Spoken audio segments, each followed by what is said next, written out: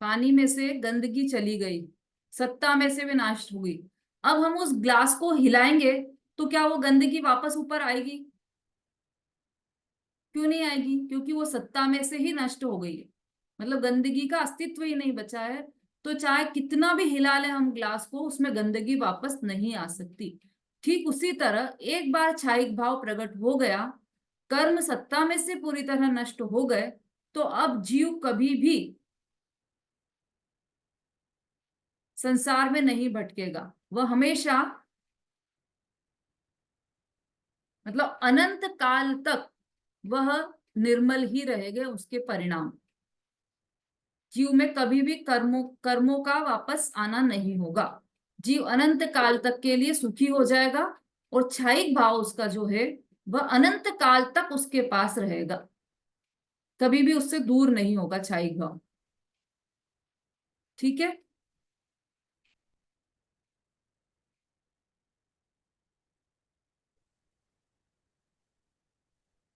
मतलब हाँ जब जीव, दीदी, हाँ बोलिए। एक प्रश्न था, ये उदयिक भाव तीसरा नंबर पे क्यों लिया है, चौथा नंबर पे? इसके अंदर कर्म का उदय होता है तभी क्षयिक और क्षय श्रमिक होगा, क्षय श्रमिक और क्षयिक होगा। कौन सा भाव दूसरे नंबर पे क्यों लिया है? क्षयिक भाव। औदयिक भाव तीसरा चौथा नंबर पे क्यों है यूं? क्योंकि वो पहले आना चाहिए कि तो वो उदय कर्म उदय में है, तब क्षय वो क्षय श्रमिक होगा, हाँ, फिर क्षय। अच्छा तो प्रश्न है इसका आपका, और आचार्य स्वयं इस प्रश्न का उत्तर देना चाहते हैं। तो आप ये जिज्ञासा मन में बना के रखिए, इसका बहुत सुंदर उत्तर आने वाला है कि ये इस क्रम से क्यों लिखा है सूत्र।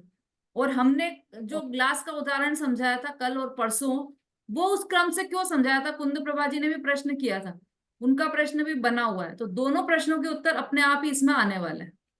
ठीक है, क्योंकि भाई सूत्र में तो सबसे पहले औपशमिक भाव लिया है, उसके बाद क्षयिक। हाँ तो ऐसा, और हमने ग्लास में समझाया था, उसमें सबसे पहले औदिक भाव समझाया था। तो ऐसा कैसे हो? किसको सही माने, कौन सा क्रम सही माने? तो दोनों उत्तर अभी आने वाले हैं, है ना। देखिए, क्षयिक भाव की चर्चा हम कर रहे हैं, मतलब जब जीव अपनी परिणति को अपने आप में लगाता है, तब अपने आप ही कर्म स्वयमेव क्षय हो जाते हैं, नष्ट हो जाते हैं। ऐसा नहीं करना पड़ा, कौन सी तलवार लेकर जाए कर्मों को नाश करने के लिए? किसी तलवार की आवश्यकता नहीं है। कौन सी अग्नि में जलाएं? कर्मों का, कर्मों की अग्नि जलाए वन में मधुवन में, है ना, ऐसा अपन गाते हैं। तो कौन सी अग्नि जलाई थी मुनिराज ने जिसमें कर्म जल ध्यान, गए? कि नहीं, किसी ध्यान कर्म से भी नहीं जलेंगे, किसी अग्नि से भी नहीं जलेंगे ये कर्म। तो क्या करें? तलवार से भी नहीं कटेंगे, अग्नि से भी नहीं जलेंगे, तो फिर करें क्या? इसका उपाय क्या है? इसका एकमात्र उपाय ये है कि आप अपनी आत्मा में अपनी परिणति लगाओ, तो ये जो कर्म है वो स्वयमेव नष्ट हो जाएंगे, स्वयमेव नाश को प्राप्त हो जाएंगे। उसके लिए आपको कुछ भी नहीं करना है। कर्मों की पूजा कर लेते हैं भैया, ऐसे नष्ट नहीं होते। तो पूजा कर लेते हैं और कर्म दहन विधान रखवा देते हैं, उससे भी ये कर्म नष्ट नहीं होने वाले हैं। कर्म नष्ट तो स्वयमेव होंगे, क्योंकि वो स्वयं अपनी स्वतंत्रता से परिणमित होते हैं, तो वो स्वयं भी नष्ट होंगे। और निमित्त नैमित्तिक संबंध की यदि बात करें, तो जीव के परिणाम यदि शुद्ध होंगे, जीव अपनी आत्मा में ही आत्मा जो है वह अपनी आत्मा में ही रम जाएगा, अपनी आत्मा में ही लीन हो जाएगा, तो कर्म स्वयं नष्ट हो जाएंगे। हाँ बोलिए। जय जगन्नाथ जी। हाँ। जी कह रहे थे, ये बता रहे थे ज्ञान की धधकती अग्नि जलाई, ज्ञान ज्ञान रूपी अग्नि हाँ, जलाई। ध्यान की धधकती अग्नि जलाई, और लगाई विभाव का ईंधन जलाए वन में मधुवन में, ऐसा आता है ना। तो ध्यान की अग्नि जो जलाई है, जिसमें कर्म नाश हुए हैं, तो वो ध्यान में क्या था ऐसा? कौन सी इलेक्ट्रिक अग्नि थी, कि ये अग्नि वाली जो जलाते हैं गैस वाली, या चूल्हे की अग्नि थी? कौन सी अग्नि थी? कि वो ध्यान की अग्नि, ये तो उपमा दी गई है, वास्तव में तो कोई अग्नि नहीं जलानी होती है वहां पर, तो समता रस का पान होता है, और समता भाभी समता रस का पान होता है, तब कर्म स्वयं नष्ट हो जाते हैं। और कर्म क्षय होने से जो भाव प्रकट होता है उसे छायिक भाव कहते हैं। ठीक है ना। तो ये हमने संक्षिप्त में देखा छायिक भाव। अब छायोपशमिक भाव देख लेते हैं हम सभी।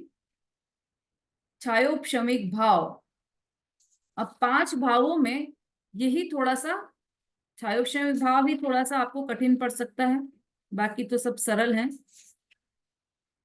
छायोपशमिक, औदेयिक और पारिणामिक, देखो वो कठिन है और आज समय अपने पास कम है, इसलिए पहले औदेयिक भाव को समझ लेते हैं आज अपन, फिर कल बोलेंगे छायोपशमिक भाव। औदेयिक भाव, कर्मों के उदय के निमित्त से आत्मा के जो परिणाम होते हैं वह औदेयिक भाव है। कौन से परिणाम होते हैं कर्मों के उदय के निमित्त से? कि कर्मों का उदय ऐसा आया कि भूख लगी, भोजन करने की इच्छा हुई, तो ये जो भोजन करने की इच्छा रूप परिणाम है वह औदेयिक परिणाम है। कि नहीं भोजन नहीं करना आज तो 14 है और अभी तो मंदिर चलो जिनवाणी सुनेंगे, तो जिनवाणी सुनने का जो परिणाम है वह भी औदेयिक भाव है ना। तो ये जो शुभ और अशुभ की ज्वाला से झुलसा है मेरा अंतस्थल, ऐसा आता है ना पूजा में, तो शुभ और अशुभ दोनों ही तरह के जो परिणाम है वह सब औदेयिक भाव है। और ये औदेयिक भाव की गंदगी से आत्मा की परिणति पूर्ण रूप से गंदी हो जाती है। औदेयिक भाव की ग्लास में हमने क्या देखा था कि वो पूरा जो पानी है वो गंदा है, पीने योग्य नहीं है वो पानी, पूरा पानी, पूरे पानी में गंदगी घुली हुई है, पानी का कोई भी अंश ऐसा नहीं दिखाई दे रहा है जो निर्मल हो, जो स्वच्छ हो, जो साफ हो। ऐसे ही जीव के ये कषाय अनुरंजित परिणाम रहते हैं हर वक्त, इतने गंदे परिणाम, मतलब विकल्प, ये विकल्प वो विकल्प चलता रहता है हमेशा, हर समय शुभ विकल्प होंगे या अशुभ विकल्प होंगे, दोनों प्रकार के ये परिणाम, ये सब औदेयिक भाव है। अब पारिणामिक भाव, ये जो पारिणामिक भाव है, देखो समझ गए ना औदेयिक भाव क्या क्या है। हमारे जितने भी परिणाम चल रहे हैं मिथ्या दृष्टि जीव के, वो सब औदेयिक भाव है। और न सिर्फ मिथ्या दृष्टि के, देखो अभी आगे और बताएंगे कि कहाँ तक चलता है ये औदेयिक भाव, कौन से गुण स्थान तक चलता है, ये भी सब आने वाला है। अभी हम एक बार मोटे मोटे तौर पर पांचों को समझ रहे हैं। पारिणामिक भाव, यह जो पारिणामिक भाव है कर्म निरपेक्ष भाव है, यह जीव का स्वाभाविक भाव है। इसमें कर्मों का उदय, क्षय, उपशम किसी की भी अपेक्षा नहीं होती, इसलिए यह निरपेक्ष भाव है। क्योंकि यह कर्मों से अप्रभावित भाव है और यह प्रत्येक जीव के पास, ऐसा कोई भी जीव नहीं है जिसके पास पारिणामिक भाव ना हो, प्रत्येक जीव के पास यह पारिणामिक भाव होता है।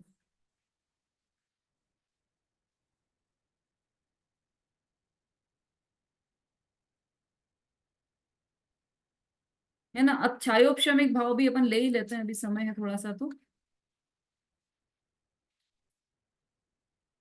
छायोपशमिक भाव में इसका दूसरा नाम मिश्र भाव भी है, छायोपशमिक नाम का भाव का।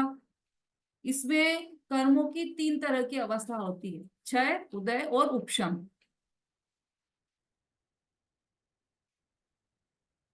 अब यहाँ पर जो क्षय क्षय शब्द है ना, क्षय उसका अर्थ है नष्ट होना, लेकिन यहाँ पर क्षय शब्द का अर्थ नष्ट होना नहीं है।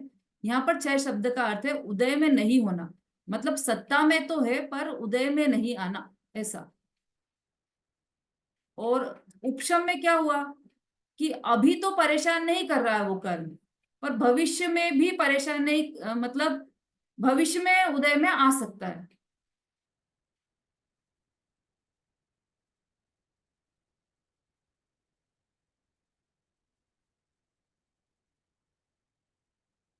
थोड़ा सा इसको सरल करके बता रहे हैं। 3 शब्द आए ना इसमें, क्षय, उदय और उपशम, छायोपशमिक भाव है ना, तो इसमें से 3 शब्द निकल रहे हैं, लेकिन तीनों का अर्थ अलग अलग है।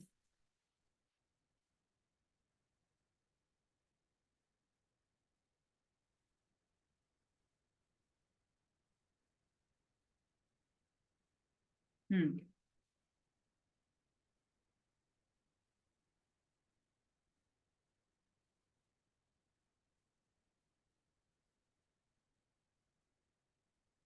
अब वास्तव में तो इसमें न तो असली क्षय है और न असली उपशम है, और इसमें उदय है। क्षयोपशम जो शब्द है, इसमें क्षय और उपशम दिखाई दे रहे हैं शब्द, लेकिन इसमें जो क्षय और उपशम है वह वास्तविक क्षय और उपशम नहीं है, और बल्कि इसमें तो उदय शामिल है। कैसे, वो अभी यहाँ पर बता रहे हैं। देखो, वर्तमान कालीन सर्वघाती स्पर्धकों का उदयाभावी क्षय, थोड़ा सा ये कठिन आपको पड़ सकती है परिभाषा, लेकिन ये क्षयोपशम, जो क्षयोपशमिक भाव है उसकी वास्तविक स्थिति ऐसी है, इसको थोड़ा सा ध्यान से समझना। जो क्षयोपशमिक भाव है वह जीव के कैसे प्रकट हो रहा है। ग्लास में तो हमने देखा था कि जो मिट्टी है, वह जो नीचे घुली हुई मिट्टी थी, नीचे जो दबी हुई मिट्टी थी, उस मिट्टी में से एक दो कण ऊपर आ गए, उससे पानी बिल्कुल हल्का हल्का सा गंदा हुआ है। पूरा पानी तो स्वच्छ है, लेकिन जो जो तिनका, एक दो तिनके ऊपर उठकर आ गए थे, उसके कारण हल्का हल्का उसी उसी जगह पर हल्का हल्का सा गंदा हुआ था। बाकी पूरा पानी एकदम क्लीन था। अब उसी उदाहरण को ध्यान में रखते हुए ये क्षयोपशमिक भाव आप समझना। वर्तमान कालीन सर्वघाती स्पर्धकों का उदयाभावी क्षय, उदय के अभाव रूप क्षय। जो कर्म होते हैं ना, कर्म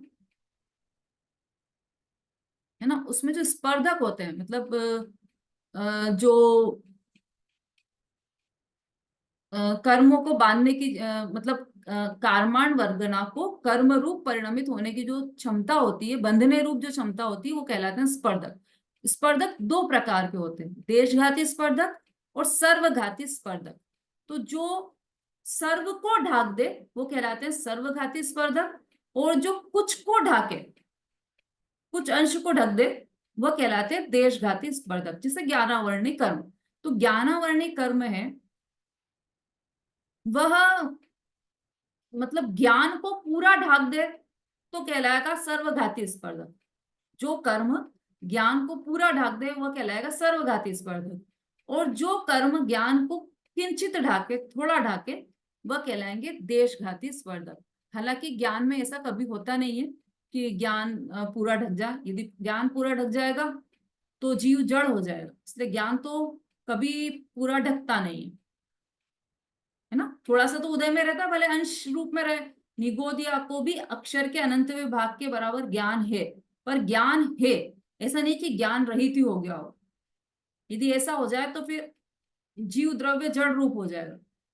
चलो वो अलग बात है, लेकिन अभी यहाँ पर मैं उदाहरण के रूप में ये कह रही हूँ कि जैसे कोई भी कर्म है, तो यदि वो पूरा ढक लेता है उस गुण को, तो वो कहलाएगा सर्वघाती स्पर्धक, और यदि कुछ अंशों में ढकता है तो वह कहलाएंगे देशघाती स्पर्धक।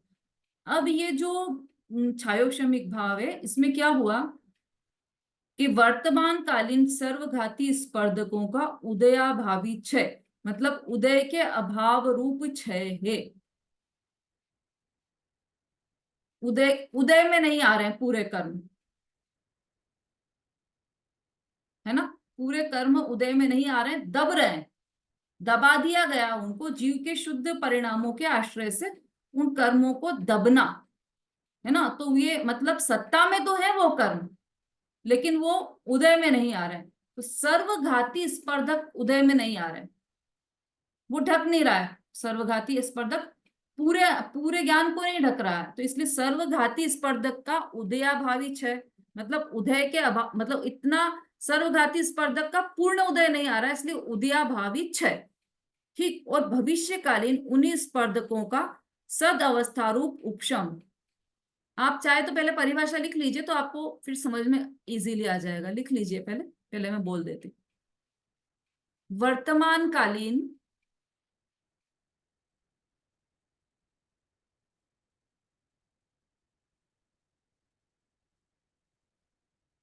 वर्तमान कालीन सर्वघाती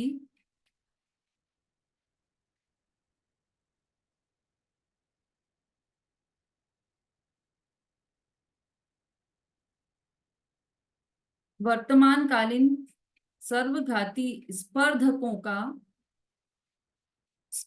का आधा स आएगा उसमें, और प के ऊपर र की मात्रा, स्पर्धकों। वर्तमान कालीन सर्वघाती स्पर्धकों का उदयाभावी क्षय,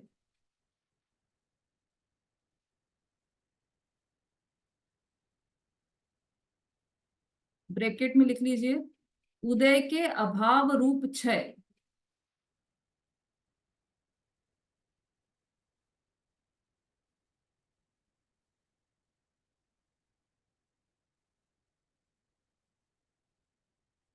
और ये एक पॉइंट हो गया। दूसरा पॉइंट, या फिर और लिख लीजिए, भविष्यकालीन उन्हीं स्पर्धकों का सदअवस्थारूप उपशम।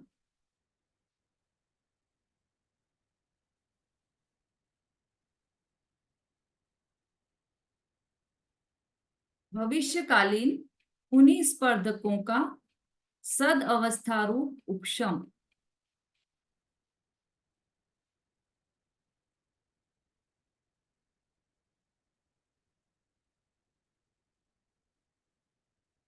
और तीसरा पॉइंट, वर्तमान कालीन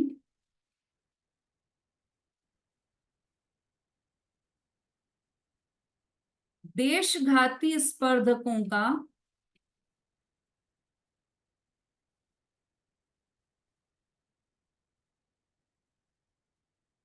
वर्तमान कालीन देशघाती स्पर्धकों का उदय होने पर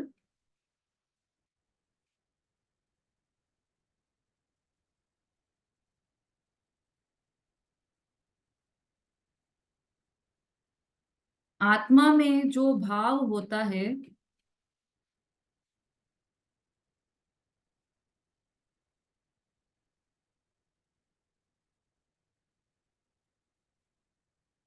उसे छायोपशमिक भाव कहते हैं।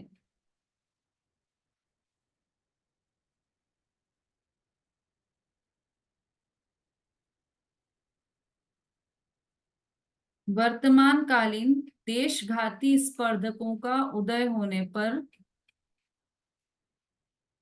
आत्मा में जो भाव होता है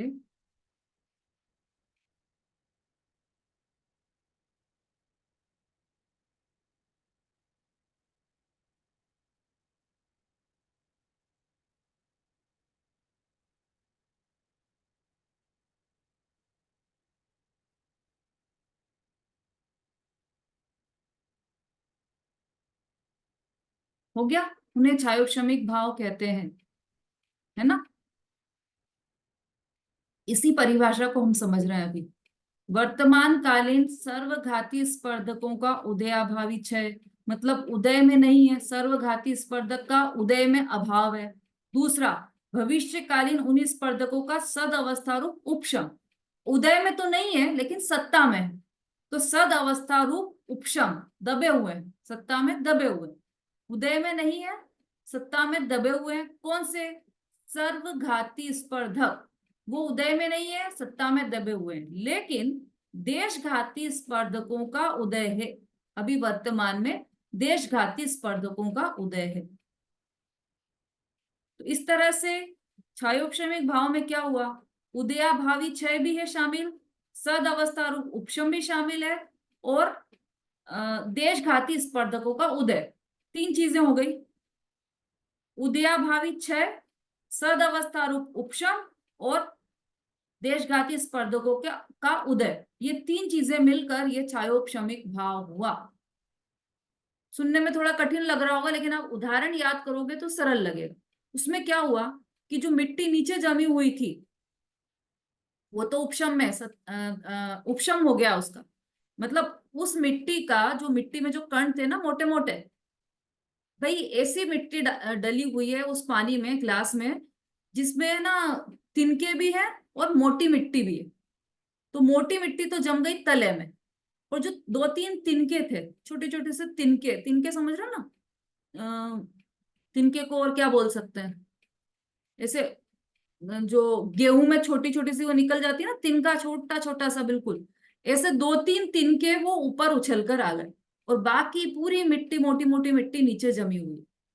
तो अब क्या हुआ अभी इसमें, कि जो मोटी मिट्टी जमी हुई है वो उदय में नहीं है, वो घुली हुई नहीं है। उदय भाव में तो क्या हुआ था कि मिट्टी पूरी घुली हुई थी। इसमें क्या हुआ कि वो जो मिट्टी है वो उदय में नहीं है, मतलब बाकी के पानी में नहीं है। गर्दन हिलाते जाएंगे तो मुझे समझ में आएगा कि आपको समझ में आ रहा है कि नहीं आ रहा है। नहीं तो भाई दूसरे तरीके से समझाएंगे यदि समझ में नहीं आ रहा होगा। जो पानी है, ग्लास में जो पानी है उसमें मोटी मिट्टी नीचे दबी हुई है, वो ऊपर घुली हुई नहीं है, ऊपर पानी में नहीं है। इसका मतलब उसका उदयाभावी क्षय है। मतलब वो मोटी मिट्टी उदय में नहीं है, इसलिए उसका उदयाभावी क्षय है। एक बात। दूसरी बात, उन्हीं स्पर्धकों का सद अवस्था रूप उपशम है। जो जो मोटी मिट्टी घुली हुई नहीं है, उसका क्या हुआ, वो दब गई है पानी में नीचे।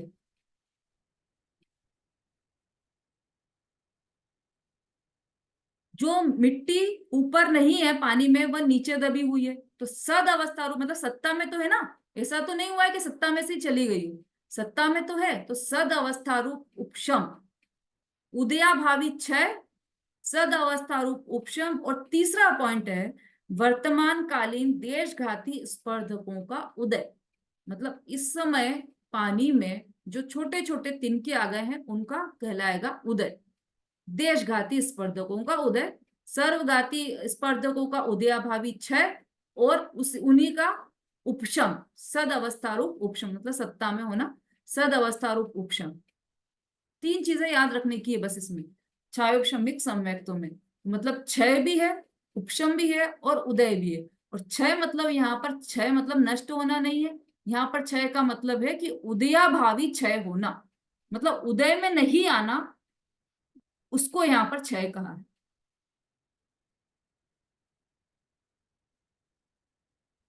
ठीक है।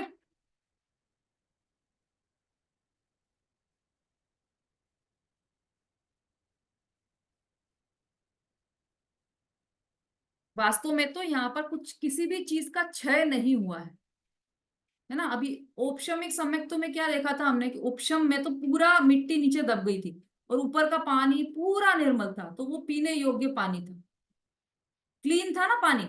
और क्षयोपशम सम्यक्तों में औपशमिक सम्यक्त जितना, क्षयोपशमिक भाव में औपशमिक भाव जितना निर्मल पानी नहीं है। यहाँ पर तो उदय भी है ना, तिनके आ गए ना ऊपर, इसलिए आप ध्यान से देखोगे तो जो क्षयोपशमिक भाव है उसमें सर्वघाती स्पर्धकों का पूर्णतः क्षय नहीं है।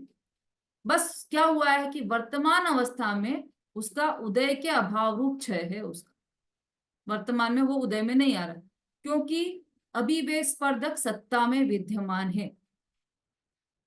और उनका पूर्णतः उपशम भी नहीं हुआ, क्योंकि सर्वघाती स्पर्धकों के आगामी निषेकों का सद अवस्था रूप उपशम है, उसी स्थिति में ठहर जाने रूप उपशम हुआ है।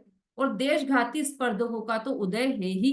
इस प्रकार क्षयोपशमिक भाव क्षय, उपशम और उदय, इन तीन का मिश्रण है।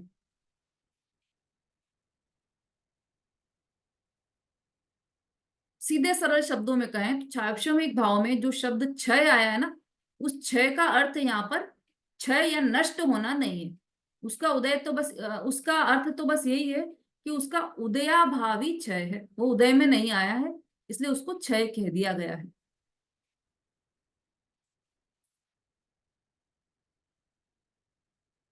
हाँ बोलिए, समय तो हो गया है अपना। हाँ हम्म। दीदी, ये जो किताब है ना हम लोग पढ़ रहे हैं जिससे मोक्ष शास्त्र से, इसमें तो लिखा है कि आंशिक क्षय है। इसमें लिखा है आत्मा के पुरुषार्थ का निमित्त पाकर जो कर्म का स्वयं आंशिक क्षय और आंशिक उपशम, वह कर्म का क्षय उपशम है। हाँ हाँ, तो वो क्षय का मतलब वहां पर उदयाभावी क्षय है। क्षय का मतलब वहां पर नष्ट हो जाना नहीं है। ठीक अच्छा। है। क्षय का मतलब यहाँ पर नष्ट नहीं हो, यदि नष्ट हो जाएगा तो फिर तो वो क्षयिक भाव हो जाएगा। यहाँ पर नष्ट नहीं हुआ है, यहाँ पर उदय में नहीं आ रहा है वो, इसलिए उसको क्षय बोल दिया गया। और सर्वघाती स्पर्धक तो दबे हुए हैं, और देशघाती स्पर्धक उदय में आ रहे हैं, तो इसलिए वह क्षयोपशम रूप अवस्था है। ठीक है। हम्म। और इसको कल ले लेंगे अपन, क्षयोपशमिक भाव को थोड़ा सा और ले लेंगे। कल तो नहीं है क्लास आपकी, मंडे को। क्षयोपशमिक भाव को आप भी पढ़ लो, पढ़ना अपनी अपनी जो पुस्तक है आपके पास उसमें से पढ़िएगा क्षयोपशमिक भाव, तो आपको थोड़ा क्लियर होगा। और नहीं तो थोड़ा बहुत तो अपन उस दिन लेंगे इसी मंडे को। हाँ अभी एक दो प्रश्न ले लेते हैं, अभी सबके तो नहीं ले पाएंगे, समय बहुत हो गया है। सरिता जी दीदी बोलिए। सभी की परिभाषाएं क्लियर लिखवा दीजिए हम लोग हाँ हाँ, बोलिए सरिता जी। अगली क्लास में। मैं भी जो मंजू जी ने बोला ना वो भी ना मैं भी हो रही है ना। तो कर्म का स्वयं आंशिक क्षय है और आंशिक उपशम, यानी क्षय उपशम में इसमें मैंने कर्मों का बिल्कुल भी क्षय नहीं है, पूर्ण रूप से बिल्कुल भी क्षय नहीं है इसमें। हाँ, नहीं है, मैंने क्षय नहीं है तो इसमें। सब दबना ही है उनका, बस गया और तो कुछ में अंश में होता है बस। हाँ, ऐसा मैंने ही क्षय है। बिल्कुल नहीं है। मैंने जो क्षय होगा तो वो क्षयिक में ही क्षय होगा बस। क्षयिक में ही क्षय होगा, उसके अतिरिक्त किसी में भी क्षय नहीं। यानी उपशम होगा बस, यानी जिसमें भी होगा तो दब गए, यानी बस यही होगा। हाँ, उपशम में अंतर है। औपशमिक भाव में भी उपशम हुआ है, यहाँ पर अलग है, अलग टाइप का उपशम हुआ है। यहाँ पे सर्वघाती और देशघाती स्पर्धकों का भेद करके और सर्वघाती का उपशम हुआ है और देशघाती स्पर्धक उदय में, ये अंतर है दोनों में। इससे दीदी दूसरा पॉइंट मैं ज्यादा अच्छे से लिख नहीं पाई हूँ, भविष्यकालीन स्पर्धकों को लेकर मैं पूरा लिख ही नहीं पाई आप है थी। ना, किसी से ले लेना या फिर ग्रुप में जो भी नोट्स डालेंगे उसमें से लिख लीजिएगा। बोलिए अभिलाषा जी। दीदी मेरा भी यही क्वेश्चन था अच्छा, हो गया ना अब तो इसमें समाधान।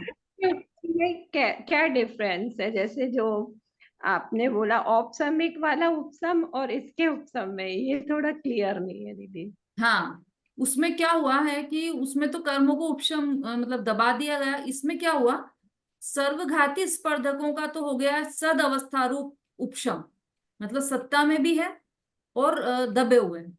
और देशघाती स्पर्धक तो अभी उदय में ही आ गए, वर्तमान में ही उदय में आ रहे हैं,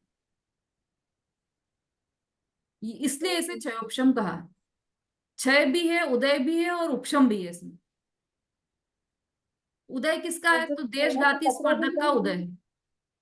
और क्षय किसका है, तो वैसा क्षय नहीं है नष्ट होने वाला, उदयाभावी क्षय है, मतलब उदय के अभाव रूप क्षय है। और उपशम कैसा है, तो सद अवस्था रूप उपशम है, मतलब सत्ता में दबे हुए हैं, ऐसा ऐसा उपशम। शोभा जी बोलिए। दीदी जय श्री, स्पर्धक क्या हुआ है दीदी? जो कण ऊपर है उनको स्पर्धक बोलेंगे क्या? स्पर्धक क्या हुआ? हाँ, ये जैसे कण। देशघाती स्पर्धक और सर्वघाती स्पर्धक, तो हाँ स्पर्धक क्या होंगे?